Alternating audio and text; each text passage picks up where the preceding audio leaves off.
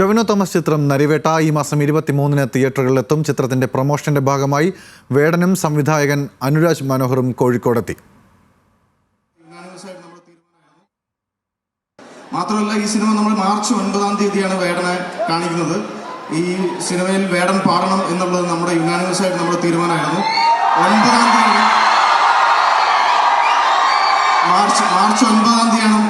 അതിനൊരു പ്രത്യേകമായി നന്ദി പറയേണ്ടത് അനുരാജ് ചേട്ടനോടും പടത്തിന്റെ ഡയറക്ടർ അനുരാജ് ചേട്ടനോടും പടത്തിലെ പ്രവർത്തിക്കുന്ന എല്ലാവർക്കും വേണ്ടിയിട്ടാണ്. എല്ലാവരും പടം തിയേറ്ററിൽ പോയി കാണണം. ഓരോ ചെടിക്കും ഓരോ